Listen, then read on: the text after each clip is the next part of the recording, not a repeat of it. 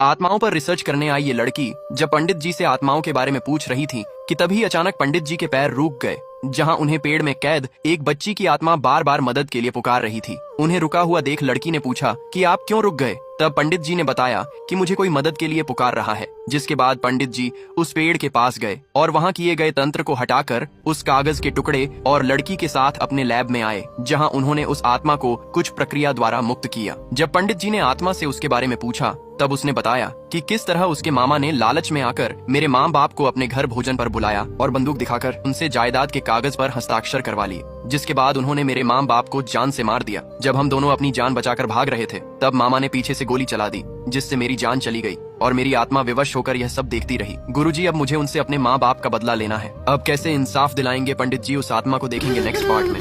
अचानक से इस लड़की के ऊपर एक सांप गिर जाता है, जिससे घबराकर उसने उसे दूर फेंक दिया, जो वहीं तपस्या कर रहे एक ऋषि के ऊपर चला जाता है। जिसे देख ये दोनों डरते हुए ऋषि के पास गए, जहां उन्होंने ऋषि से माफी मांगी। तब क्रोधित होते हुए ऋषि ने उनसे कहा कि जिस तरह इस लड़की ने मेरे साथ एक जानवरों जैसा व्यवहार करके मेरी तपस्या भंग की है, उसी तरह मैं भी इसे श्राप देता हूँ कि आज से ये एक जानवर की तरह बकरी बनकर रहेगी। वह कुछ बोलती उससे पहले वह एक बकरी में बदल गई, जिसे देख लड़का काफी दुखी होता है और ऋषि से माफी मांगते हुए उनसे विनती करता है कि उसे इतनी बड़ी सजा न दे। तब शांत होते हुए ऋषि ने उसे एक उपाय बताया कि कार्तिक मास के शुक्ल पक्ष की सप्तमी तिथि को यदि तुम सूर्य देव को इस बकरी के साथ जल दोगे तो यह सही हो जाएगी, लेकिन तब तक हर सूर्योदय के बाद यह बकरी और रात के समय अपने असली रूप में रहेगी। जिसके बाद लड़का उस बकरी को लेकर अपने घर आता है, जहां उसने अपनी माँ से कहा कि माँ, मैं एक जादुई बकरी लाया हूँ जिसे मुझे एक बाबा ने दिया है और कहा कि इसके घर में रहने से मैं करोड़पति बन जाऊंगा। आप जल्दी से इसकी आरती उतारो। माँ ने भी खुशी खुशी उसकी आरती उतारी। जिसके बाद लड़का सूरज को ढलते हुए देख उसे जल्दी से घर के अंदर लेकर चला गया, जहाँ थोड़ी देर बाद वह अपने असली रूप में आ जाती है। क्या हुआ,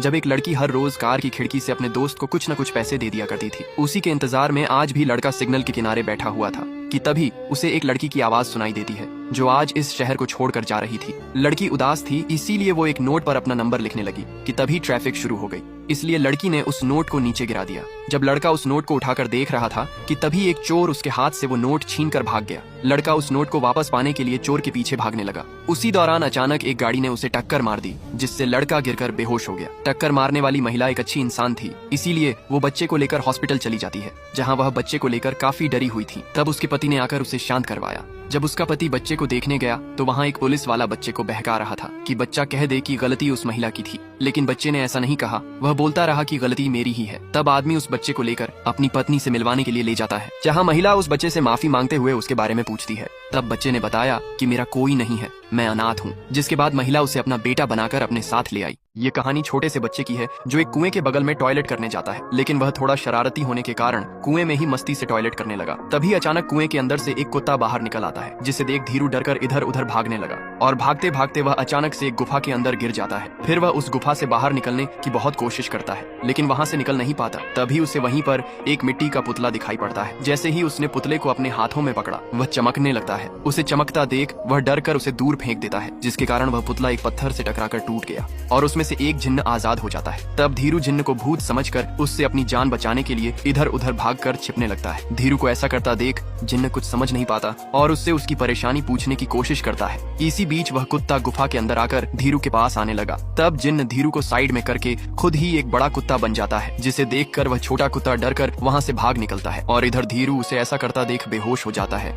इस बड़े से मंदिर के अंदर ये साधु पूजा कर रहा था और जैसे ही वो मंदिर से बाहर निकलते हैं, वैसे ही उन्हें अपने सामने बहुत सारी आत्माएं खड़ी हुई दिखाई देती है। उन आत्माओं की इच्छा पूरी नहीं हुई थी, इसलिए वो साधु के पास मदद के लिए आए थे, पर वो साधु उन्हें डांट कर वहाँ से भगा देता है। लेकिन वो जहाँ भी जाते वो आत्माएं उनके पीछे पड़ी रहती थी, इसलिए वो हरदम उन्हें डांट कर दूर भगाते रहते। कुछ दिनों बाद घर में उनके पोती की शादी थी, इसलिए वो घर के अंदर हवन करते हैं ताकि कोई भी बुरी आत्मा वहाँ प्रवेश न कर सके। एक दिन उनकी पोती स्कूल में पढ़ाने के लिए जा रही थी, तभी उसके पीछे एक लड़का आता है जो उससे दोस्ती करने की कोशिश करता है, लेकिन वो कोई लड़का नहीं बल्कि एक आत्मा था। लेकिन घर जाने पर लड़की के दादा ने उसके हाथ पर एक कलश बांध दी ताकि आत्माएं उससे दूर रहे। तब वो दिन भर लड़के का इंतजार करती रही, लेकिन वो नहीं दिखता। इसलिए जब वो उस कलश को खोलकर बाहर पहुंची तब वो लड़का उसे मिल गया। लड़के ने उससे कहा कि मैं एक आत्मा हूँ और तुमसे मदद के लिए आया हूँ, पर लड़की को यकीन नहीं होता। इसलिए वो जाकर एक ट्रक के सामने खड़ा हो जाता है और वो उसके आर पार निकल जाती है।